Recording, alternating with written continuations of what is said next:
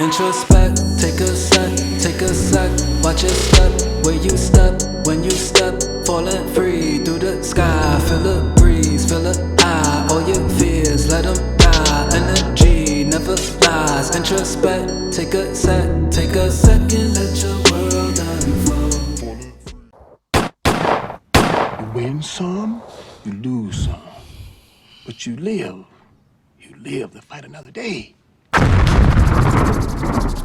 Ladies and gentlemen, welcome. Let 'em Speak podcast presented by the Craft Factory. It is season 2, episode 18. Don't be fooled. There's actually more episodes. We've had plenty of episodes in season 1. Obviously, we changed the name, new brand, all that stuff. And here we are, season 2, episode 18. So we have at least up to maybe 30 to 40 episodes in.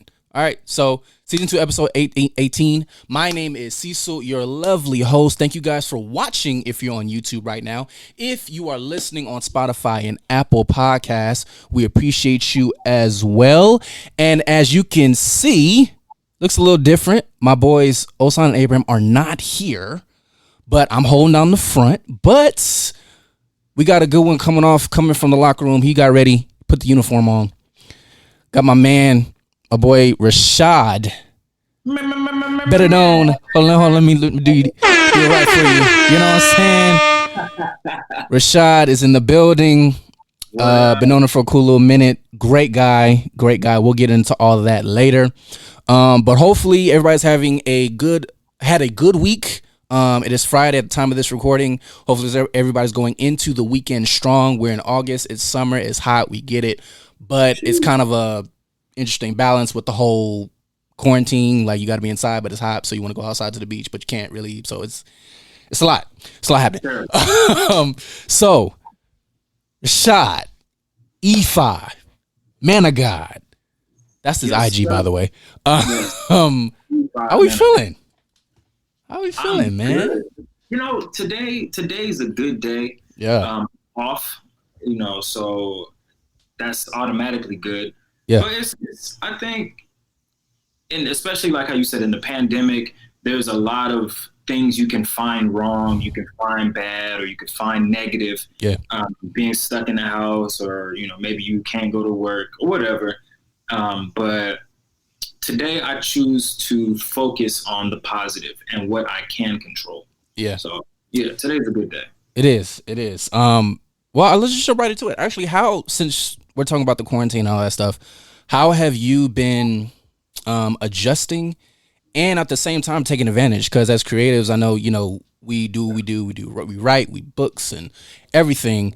And when we all pretty much got shut down, it's like you kind of had to figure out how to maneuver. For some, make ends meet, because there's a lot of artists, a lot of creatives, a lot of authors who, like, this is their livelihood, to travel, to get bookings and stuff like that.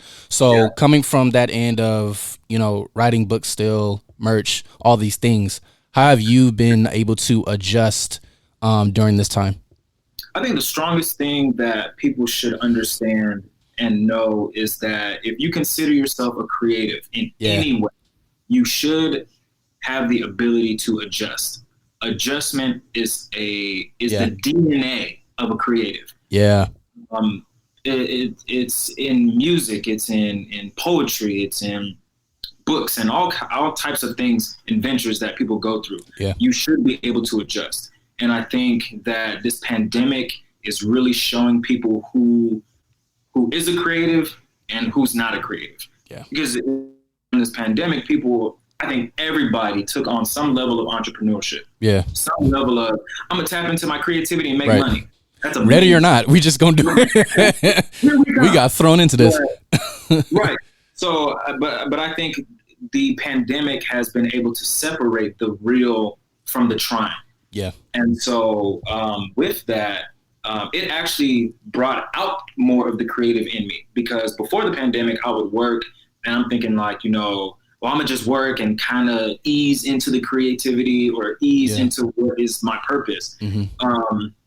But the reality is that this pandemic took out everything in me, which in a good way. Like it drew out all the creative in me. It drew out the entrepreneurial in me, like all of that came out during the pandemic.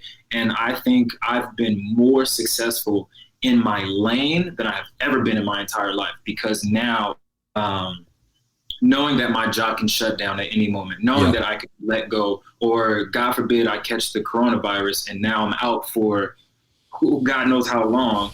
Like, the bills don't say, oh, you're sick, we'll wait till you feel better. No, like, the bills are going to keep popping up.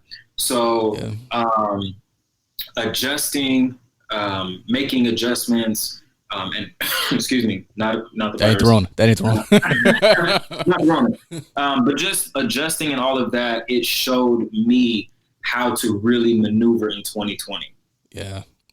I couldn't agree more. I know even for us, the Craft Factory, we've had several things planned, and this is Ginger, by the way. Come on, Ginger. That looks fire, Ginger. Though. It does look fire. If that brand is looking right now, pay him.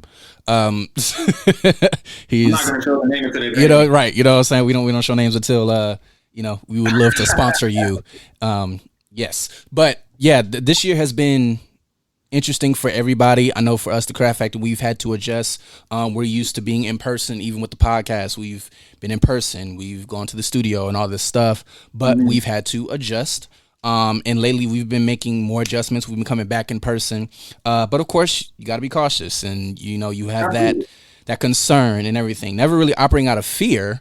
And I think that's one of the things that a lot of what I've been seeing in creatives is, as much as they're adjusting, is the fear level that some people may have, which is understandable. But at the same time, you just got to do what you got to do. Whatever God called you to do, you ain't got time for the fear at this point.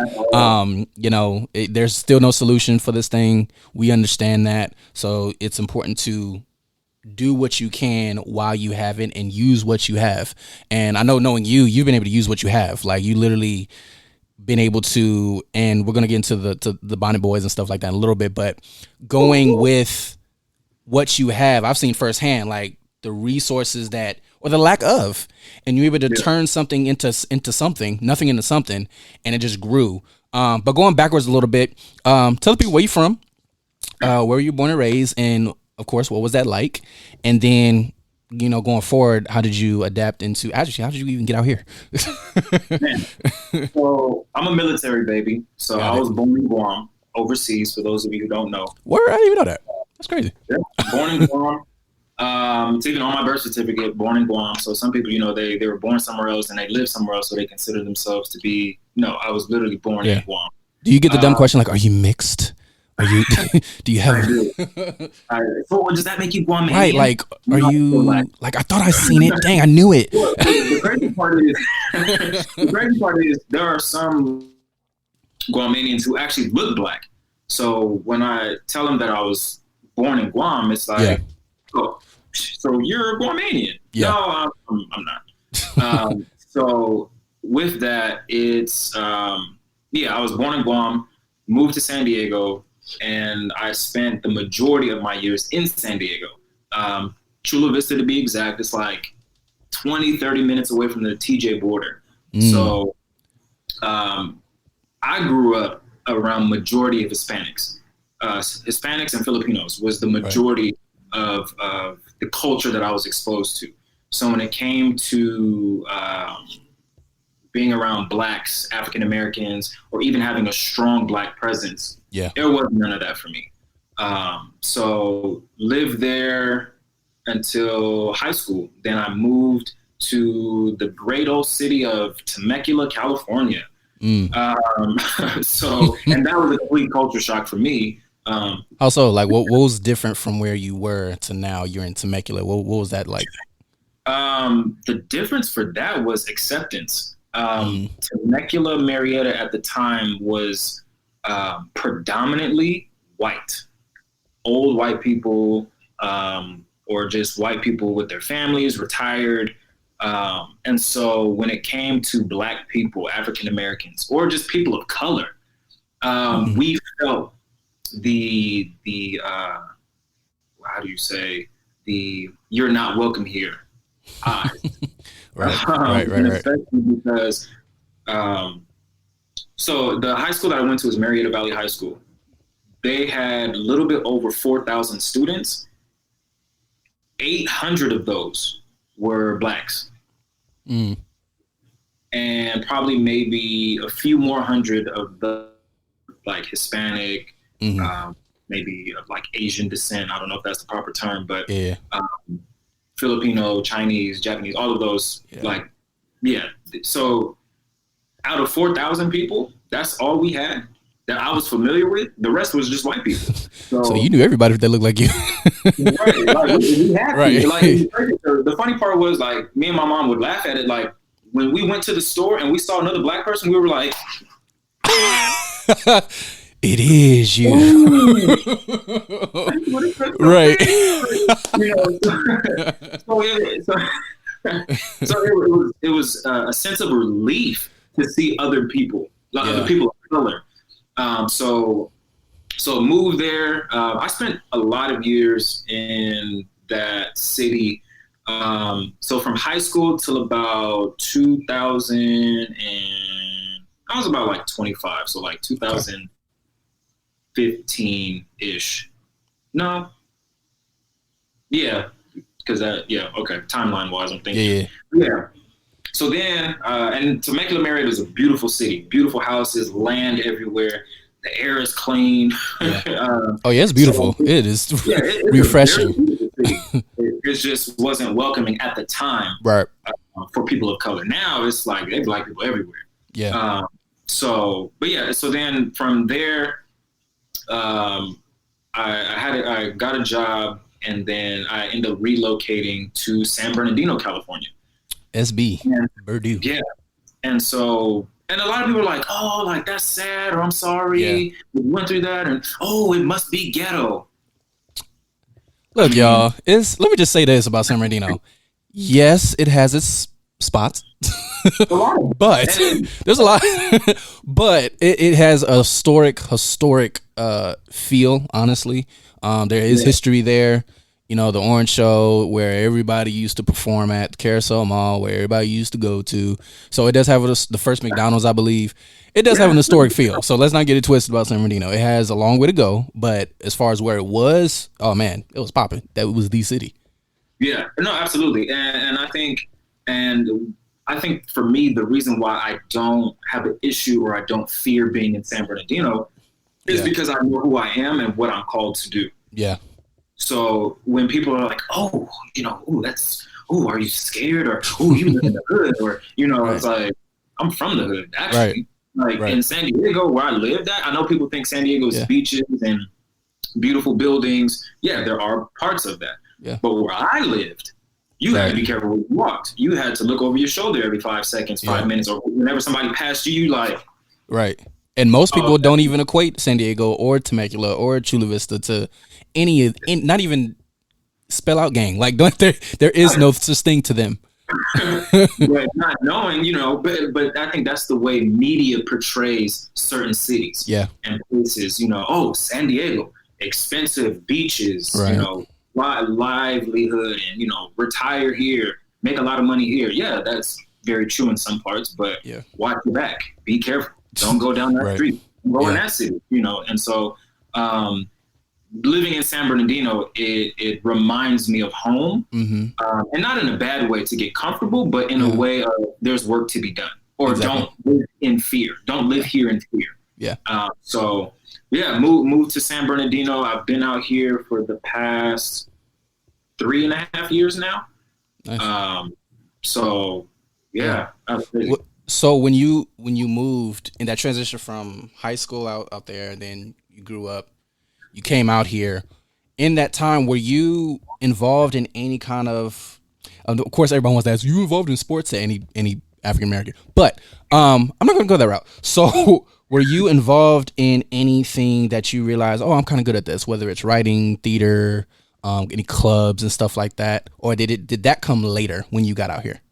That came much later. Really? Okay. Up, I didn't have the grades to play, and I was always in trouble at home. So my mom wouldn't let me because I'm grounded. Like, I was always grounded. I was always on some type of punishment.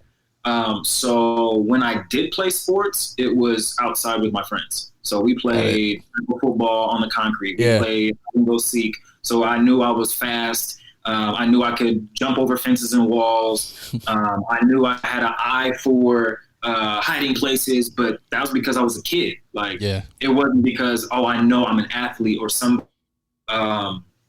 poured into me to pursue sports. Yeah. So it had nothing to do with like, I was a straight A student. I went, I had a 4-year. No, I learned how to play sports because I was in the streets, and that's what kids did. Yeah. I definitely didn't realize what I was good at until I got much older, and it was more so like, hey, did you want to go play ball? And I'm like, dang, I haven't played ball in a minute. Yeah, I'm gonna give it a shot. Let's go. I'll go get refreshed real quick. Let me stretch out and see what happens. You take a quick step, you're like, ooh. Hold on. Right. I know. But that's good. Yeah, I learned that at a much, much later age. Got it. So talk about that. So you went from being out there, you moved here, and then of course, obviously, as a man, we start working and you grow and relationships and all that stuff. Now on the creative side, when did that kind of start to unfold as far as really back to the question of like talents and stuff like that, when you was like, I can rock with this, or I can roll with this. When did that happen, and how did you just keep the train going? So when I moved to San Bernardino, I was sleeping on a chair, not even a couch. I was sleeping on a chair. People don't know about that. People think they got mattresses and floors, chairs. I literally slept on a, and it was a decent chair, but I slept on a brick red chair, recliner chair. Yeah.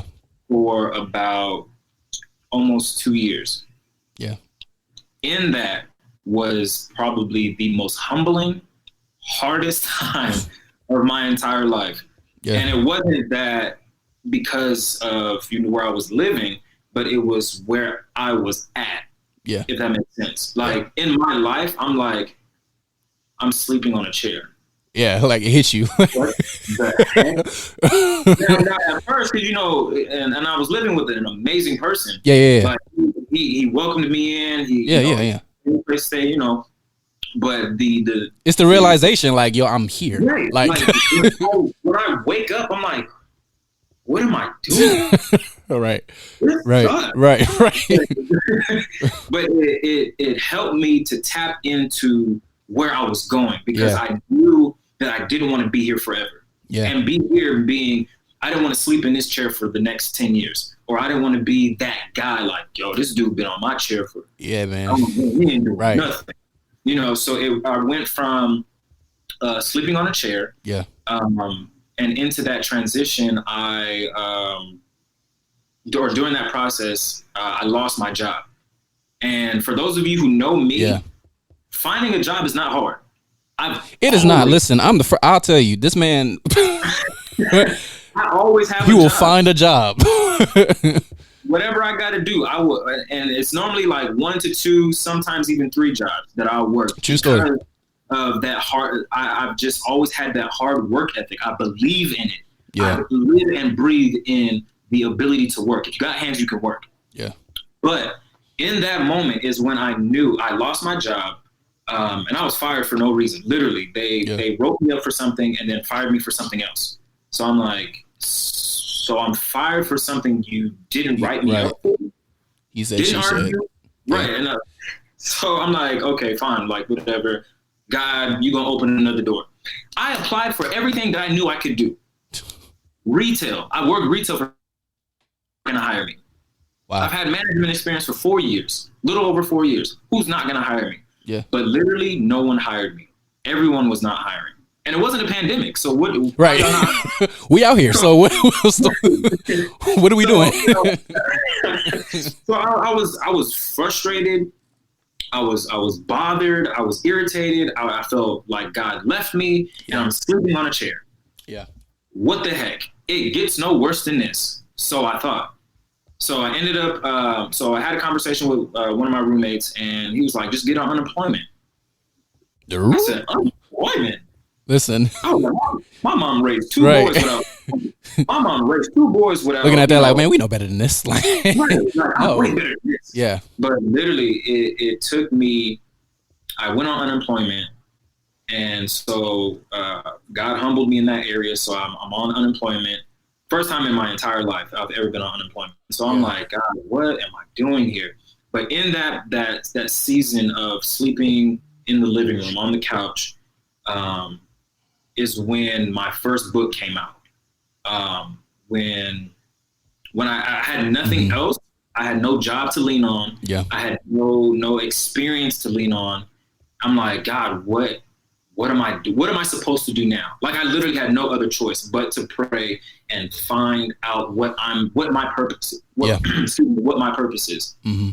So even with that, the Bible always says that you should be able to find wisdom or direction in a multitude of counsel or safety. So with that, I began to ask questions like, hey, like, what do you think I should be doing? Like, what? And they're looking at me like, what the heck? You should know. But then they would ask questions like, okay, well, what do you think you're good at? What do you think you're called to do? And so when I answered those questions and being real with myself, where I felt like I was called to, or the lane, purpose, I realized, and it was crazy because my roommate told me, he said, you have so much content on your social media. Take your social media and put it in a book. And I was like, you think so?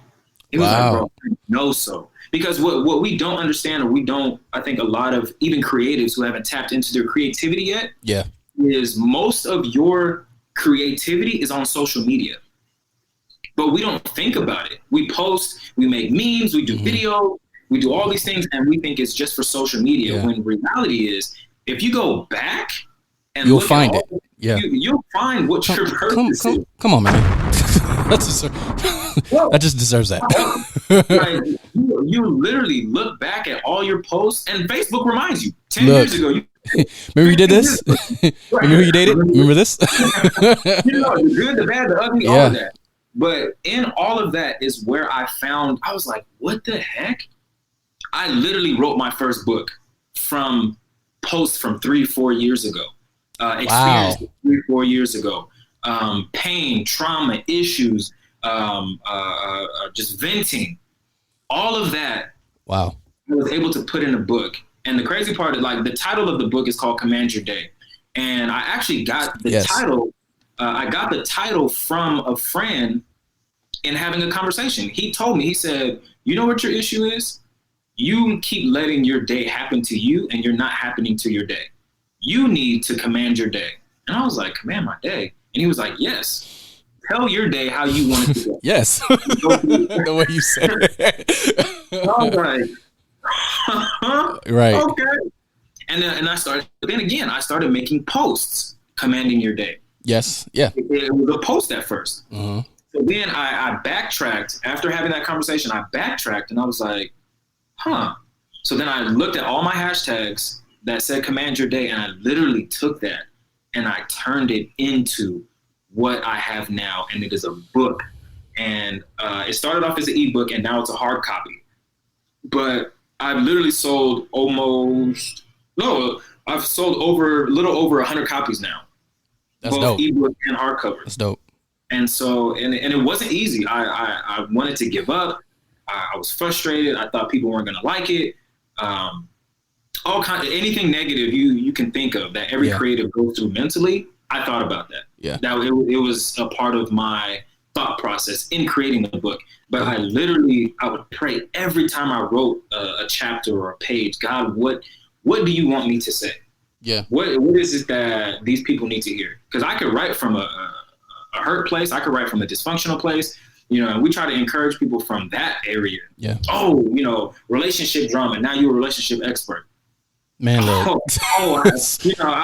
have parental drama. Now, I'm gonna teach you how to be a parent because I have trauma in that area. Yeah. No, what do people need to heal from?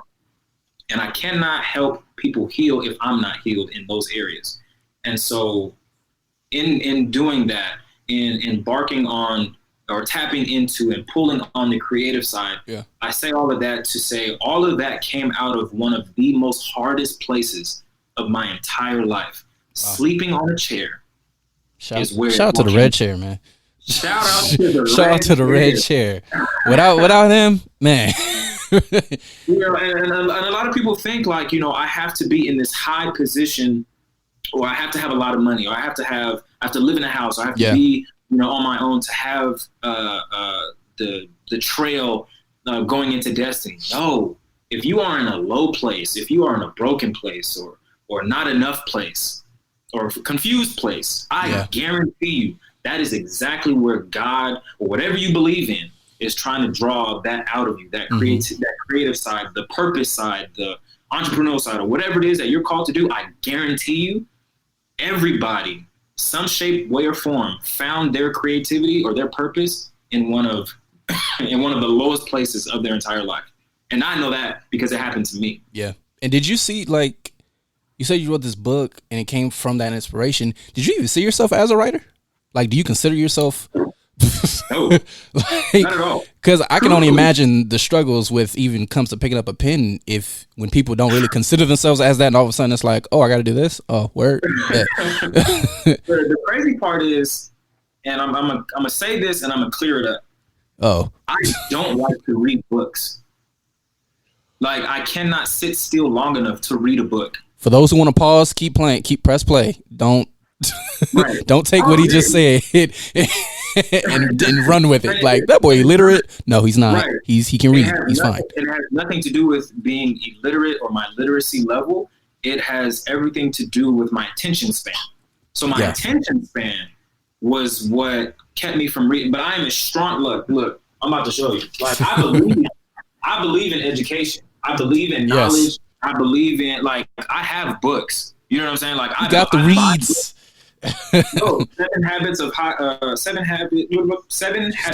effective. Just don't show the books with dust. Right. Because I'm like, wait, when's the last time did you read? What is changing colors? Black Labor, White Wealth, Powernomics, like Mike Todd's book. Shout out to Mike Todd. Where should go? Like 5 Love. Like, I have books, and I have a couple of other books over there. So it's not that I'm so against books. But again, my attention span on sitting down and actually reading is difficult for me. Yeah. And so, but I'm a strong advocate for knowledge, education, wisdom, growing. Yeah. It is important. It is key. It is life. It is what helps people get through is learning. So I had to figure out how I was good at learning and tap into that. So, but when it came to my book, because then I had to even what I wrote for it to make sense. I had to make an adjustment, and so I'm literally doing what I thought I wasn't good at, or what I'm frustrated, and I'm like, write a book? Can I just do like a webinar or a video curriculum No, I was like, write a book, because you feel that way. Everybody doesn't feel that way. Yeah. So then I was like, I'm gonna just make it easy and do an ebook. Right. But so many, even though people were buying the ebook, more people were asking for hard copies. Yeah. So I'm like, well, there's more. There's always more to what you started. There's definitely, and I'm in the process of working on my second book, which is cutting me deeply. Yeah. Because it has a lot to do with what I'm going through currently and what I've overcome in the past. And so in the process of writing my second book, which is interesting, but so it's taking a lot of uncomfortability within me, but that's what it means to be a creative. You are not a creative if you are comfortable doing everything that you have been doing. Exactly. I'm sorry. You're just good at it, but that's not being creative. Yeah, you got to be able to be stretched. And this is, especially now, like if whatever you're doing, whatever you're called to do, whatever you feel like you love to do, if you're not being stretched in what it is, you probably ain't doing it right. And you probably are settling for whatever it is that you're trying to accomplish. Because there's always more, going back to your book. Like you just did an ebook and then you stretch now into hard copies, and then stretch into more endeavors and all that stuff. So going into talking about endeavors and how that kind of expanded you and even your name, if you will, how, I guess the same question, like how did now it branch into, because now merch happened, and then even when you was doing the book, you was still doing like skits here and there with your boy Huey, and so how was that? Like, because of course we see the finished product, but how was that season where you was doing skits? Because and not season, because you actually still doing, you know, I'm gonna be on the lookout, but you know what I'm saying, just got pushed up a little bit. But when it comes to even doing skits during that time, how was that process? And even on a deeper level, did that benefit you, like, in a way personally, doing those skits and working out those things with Huey and anybody that you worked with? Yeah, absolutely. So Huey, shout out to Basola. Yes, killing it on social media right now. Absolutely, a hilarious individual. Yeah. It started off, I met him through another friend who was doing like this huge skit, and he hit me up, and the dude's skits I'm not a fan of, because not that he's not funny or not that they're not good, but who I am, I can't be seen in that area. Like it's a lot of booty shaking, it's a lot of, you know, women wearing tight outfits, and I don't want to be in the video and be like, oh, so that's what you support? Oh, that's what you about, you know. But he was like, oh, I'm doing this huge 90s party skit, and I want you to be a part of it. 90s? Say less. Yeah. Right, I'm in there. So I went, and then I met Huey and his brother, Michael, I think. Yeah, Michael. And they've never been to California. First time in LA ever. Got it. And so with that, trying to sum it up, but he eventually, once we were all done, we connected like immediately. Mm-hmm. Great conversation, great personality. We had a lot in common. Definitely God was the overall factor. Like, oh, you Christian? Oh, snap. Okay, cool. I'm not out here by myself. Yeah. You know, so he moved back and then hit me up. We exchanged numbers. He hit me up and was like, hey, like, I really want to move out to LA. Do you know any good spots? I'm thinking, like, it depends if you got $1 million or not. Like, right. But ended up coming to San Bernardino, and I know skits was his thing. Like, he was doing skits way before he came to California. Yeah. And so when he came, I was like, hey, bro, I know you're starting from ground zero. So if you need anything, extra person, props, ideas, whatever, like, just hit me up or reach out to me, and I'll be more than happy, like, to be an extra or, you know, whatever. I'll hold the camera if you need to. Yeah. And so, yeah, we literally started doing skits from there. He would hit me with his ideas, and if he needed me, I'd be available. And so with that, I've always wanted to do skits. I love movies, acting. I've always wanted to be an actor, even from a child. And I would read, there's movies that I know by heart, like Rush Hour, the first one. Oh, yeah, man. You got to know that by heart. Verbatim by heart.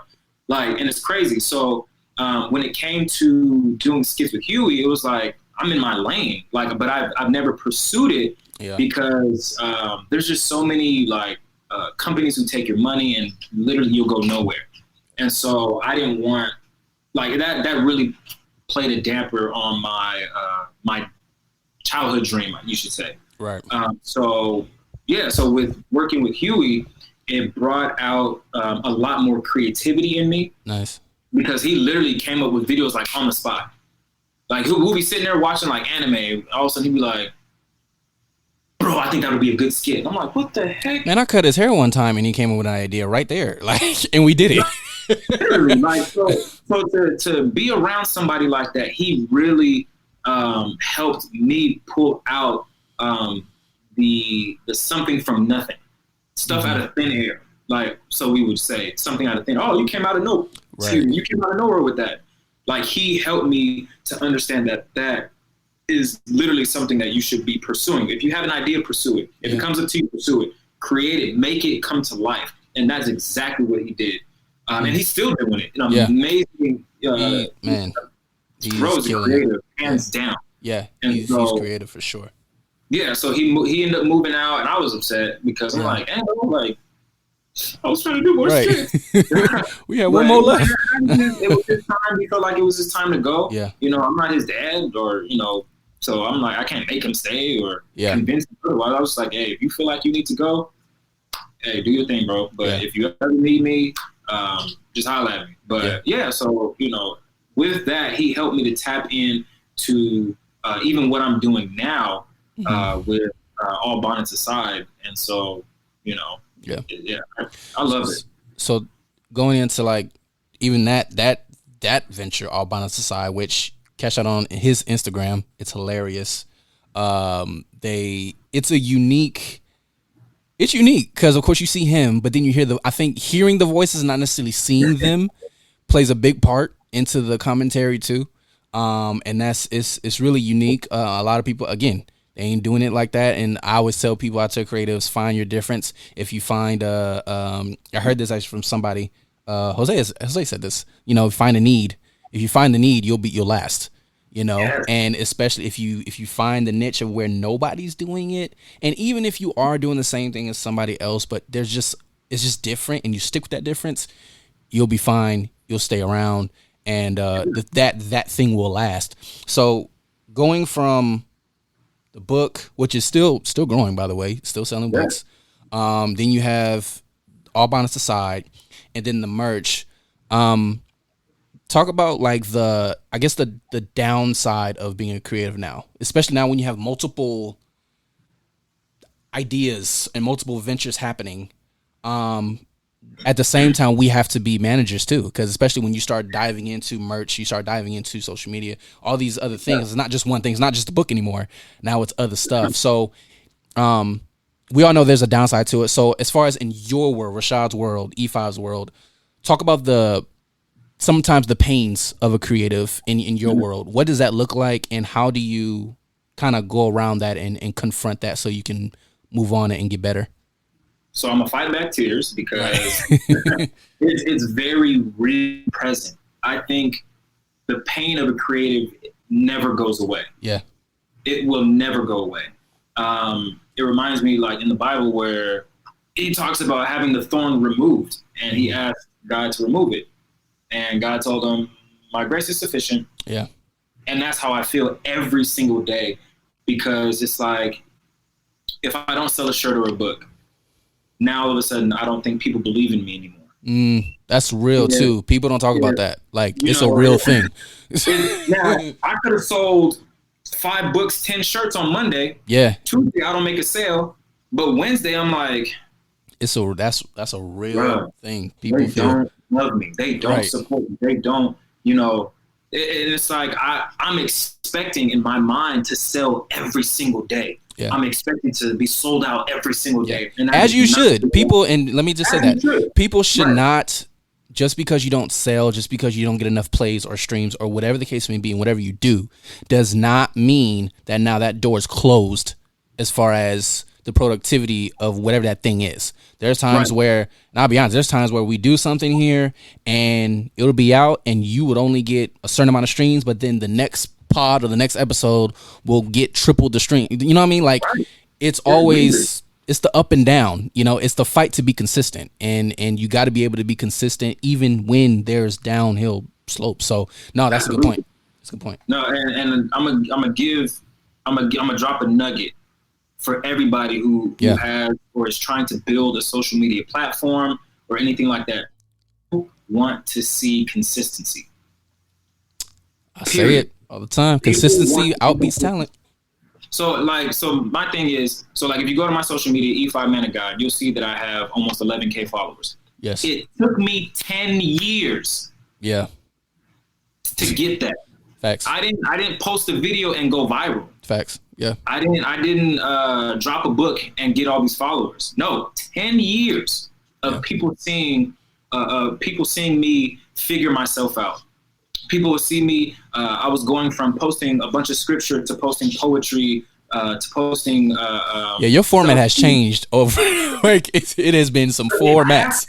It has to, and I think that's also another pain of being a creative. Is the ability and willingness to adjust.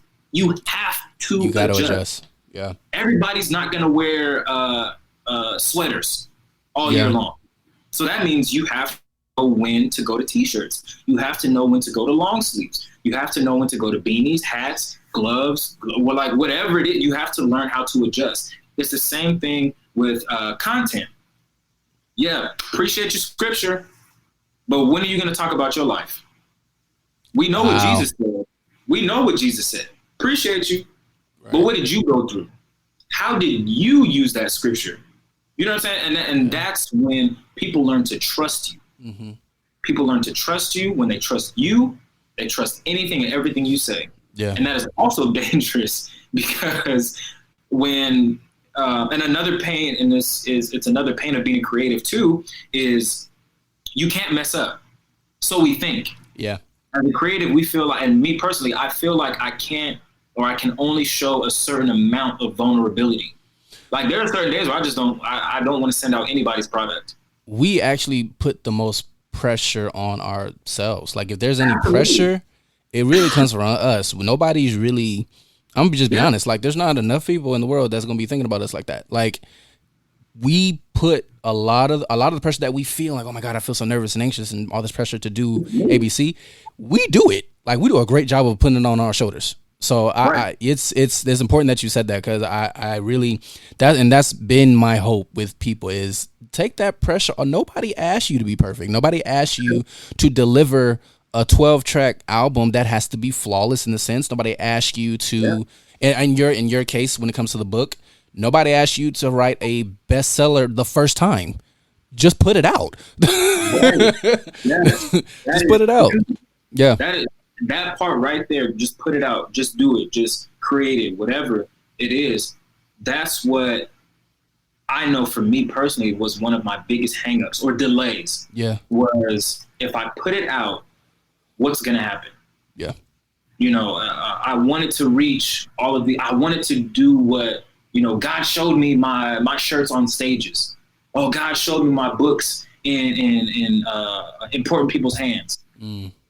Cool. But you still got to start from ground zero with writing the introduction. Yeah. At some point, you got to write the introduction. Yeah. And so that's a tweet. At some point, you're right. Right. Remember that. Right. Keep going on you. Right. And so I think with a part of the pain, going back to the pain of being a creative, or part of the pain is adjusting, is accepting your losses.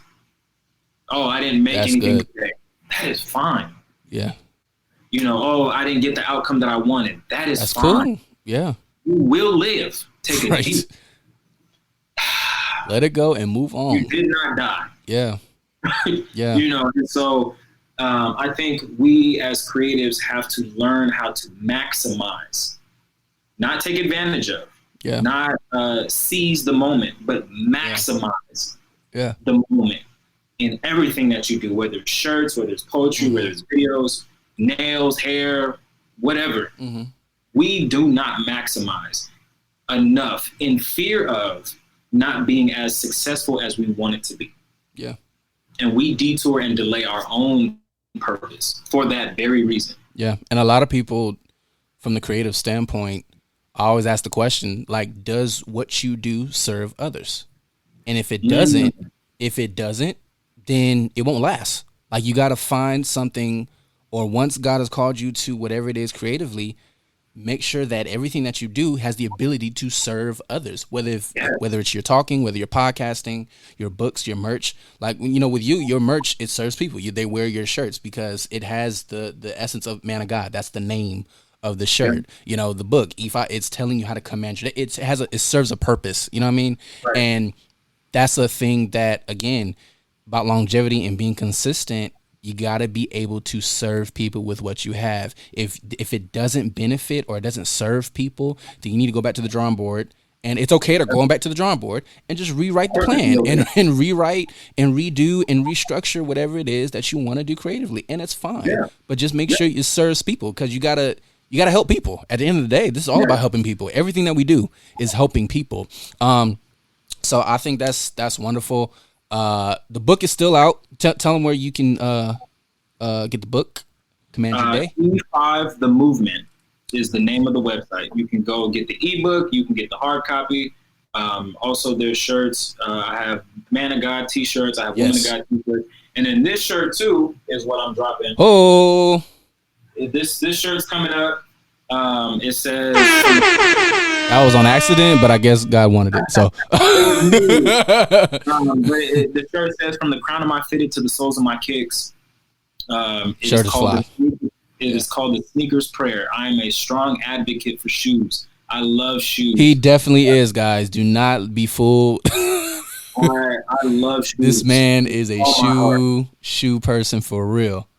So, you know, I took that prayer that people say all the time in the church. Oh, bless them, Lord, from the crown of their head to the soles of their feet. And I was like, nah, literally. Literally. Yeah. From the crown of my fitted to the soles of my kicks. Yeah. Right.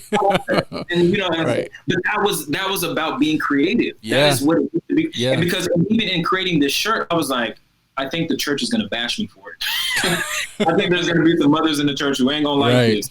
But I had to push past it. And I was like, I'm gonna do it anyway. I like it. Yeah. You know, and so I'm dropping this shirt. I don't know when, but it's coming out. But if you pay attention, if you follow, if you look out for it, it's coming. But yeah, so with that, E5 The Movement is the name of the website. Everything available is on the website. I strongly encourage, even if you just want to send me an email, an update, how you're feeling, prayer, whatever it is, I'm a strong believer in prayer and coming into an agreement. Yeah. So hit me on that if you need to. Yeah, absolutely. I'm prophesying already. Podcast. The Bonnet Crew, the Bonnet Show. No, give the proper name to for the people. All bonnets aside. All bonnets aside. ABA. Go to his bio. You can clearly see it says 1/4 of the Bonnet Crew. All bonnets aside. So how did that get started? Like, because I already can tell that was on some foolery, but when it started. But how did it come into yo, this is the actual thing? So I was growing my hair out. Don't laugh. And I had a bonnet on. I was doing a hair treatment, like protein hair mask or whatever. Yeah. I had a bonnet on, and tank top. I'm in the house. One of Bonnet to the West, he asked me a stupid question. And he said, is NSYNC better than the Backstreet Boys? What? I said, the Backstreet Boys. Are you crazy? So wait, who said that? You said Bonnet to the West? Bonnet to the West. Okay. Asked me a question. And so I was like, I need to take this to the people. Right. Actually, that wasn't even one. This is the one for Bonnet, whoever that is. Get some help. Yes. Please. Just stop. So I was like, the people need to know about this. Yeah. So I put it on Instagram, put it on my story. I said, who do y'all think is better, NSYNC or the Backstreet Boys? So, he stated his claim, I stated my claim. And I woke up 2 different messages. Not even about the whole NSYNC versus Backstreet Boys. I had 22 messages on why am I wearing a bonnet? I had a gold colored bonnet on. Little cheap one you get from Walmart, whatever. It is a perplexing thought knowing you, but I'm like, what the heck? Right. Why are y'all worried about wearing? Answer the question. Right. It's not important. Then I was like, So then there was another question. I was like, people are really into this bonnet thing. Yeah. So then the next day, or I think a couple days later, I did it again. Put another question on social media in a bonnet. People were loving it. Bro, the bonnet thing is hilarious. Like, y'all are disregarding the question as a whole. Like, I need y'all to answer the question. Yeah. But people began to be more attracted to the bonnet than the question. So I was like, okay, let's talk about this. Yeah. So then it went literally from an NSYNC Backstreet Boys to why are men this way? Why do men cheat? Yeah. Why do men lie? Why do men not believe women should be, whatever? And I was like, this is really turning into something. Like, people really want to know. Because the thing is, there are so many women talk shows that talk about women and their perspective on men. And I'm not a hater. But there's just too many of them. That's yeah, all. there's too many of them. Like, Yeah. how many different views of a woman do you need? Right. And so I was like, men are not doing this. Men are not talking about what we feel when women do certain things or why we do certain things as men. So I was like, let's talk about it. And the purpose for the bonnet is a sense of vulnerability. People wear bonnets inside the house.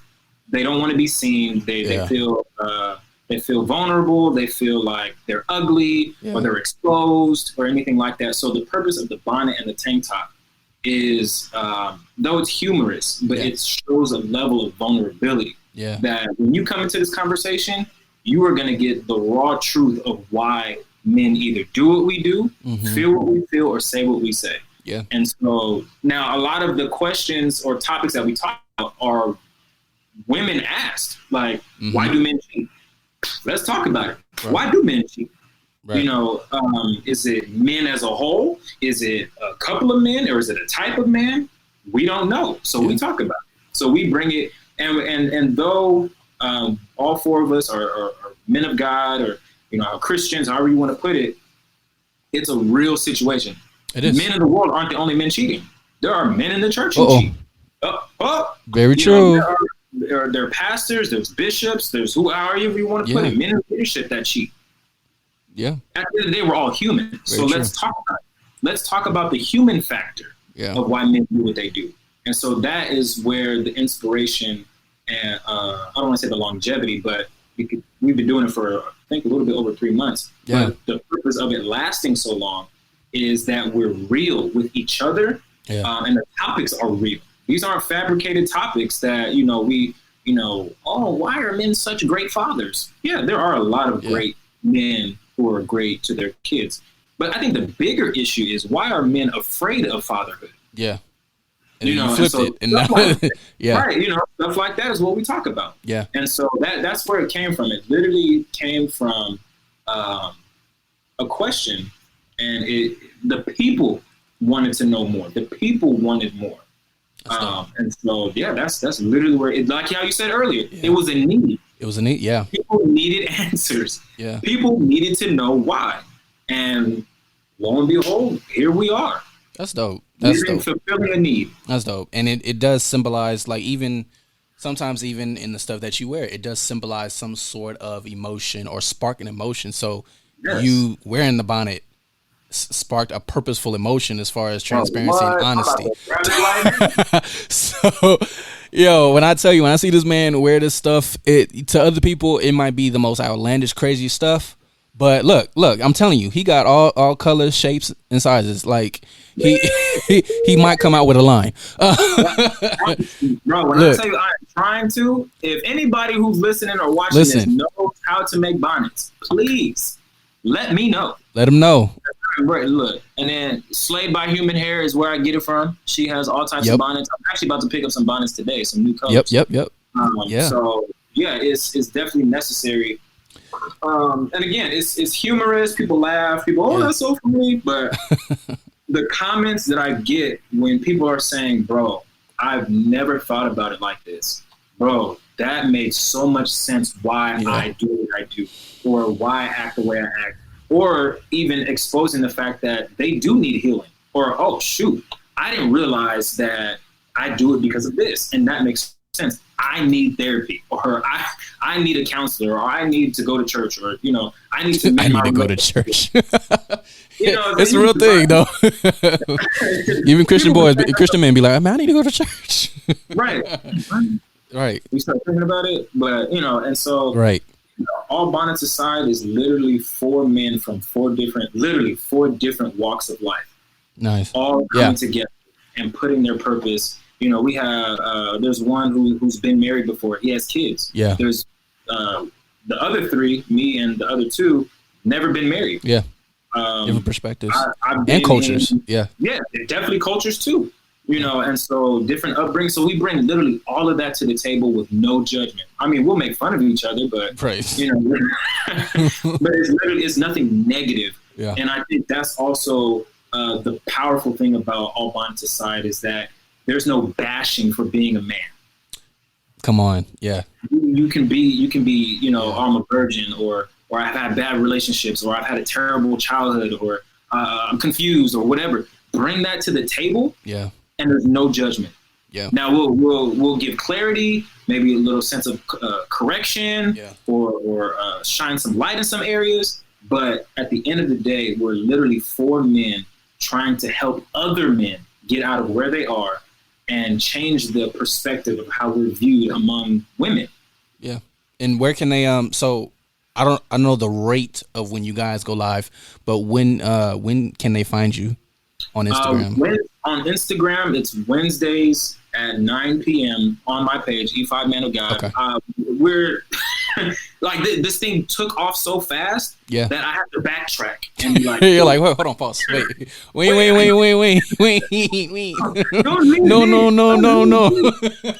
but like I'm working on, I'm trying to get the YouTube thing together. I'm trying to, you know, again, I'm backtracking because it's like, man, do we do YouTube? Do we do podcasts? Do we do both? Yeah. And so definitely the YouTube route, because people want to see the faces, and, you know, facial expressions are hilarious. But yeah, we're definitely pushing towards the YouTube route in the process of still building the audience for All Bonnets Aside.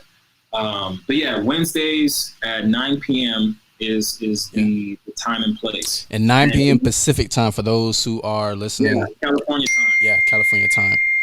That ain't me. So yeah, man, you're killing it. You know, you are a prime example of literally using what you have, and then now it branched off into multiple ventures, and that are all beneficial. It's not like, you know, some people that they say they got, I got this popping off, and it's really not doing anything whatsoever. But I salute you for just expanding and kind of taking the punches as they go. And that's one of the things that as we close, for creators to be encouraged by is, you know, take the punches as you go. Remember that you are human. Like it's okay to mess up. It's okay to fail. It's okay to have a bad day. But the goal and the priority is for you to capitalize on how you can make a difference. Find your difference. Find the need, and then find the difference. Learning and listening to even E5 himself, he found like a gap. He found a difference and capitalized on it when it comes to men and these conversations with All Bonnets Aside, and then commanding your day, because there was a lack of people commanding their day. So when you're able to, you know, utilize and find the difference and stick there, consistency will always outrank talent any day. Please remember that consistency will always outbeat any kind of talent. I don't care if you're the MVP of podcasting. If we're consistent, trust me, we will grow, and we will probably go past you. No shade. It's just what it is when you're consistent. That's all. So Rashad, man, thank you so much. Where can they find you and contact you one more time, so they can get in touch with you? E5, the letter E, the number 5, Man of God. Yes. No underscores, no dashes, no periods. E5 Man of God. E5 Man of God. That's on my Instagram. That's on my Twitter, and Facebook. Rashad Schaffer. You can find me on YouTube. Was that? By the way, was that hard to find an Instagram name? Like, did you submit that and then it was like, no, that's taken? Or literally 10 years ago, E5 came from. I was talking to this girl. Her name was Woman of God Bree.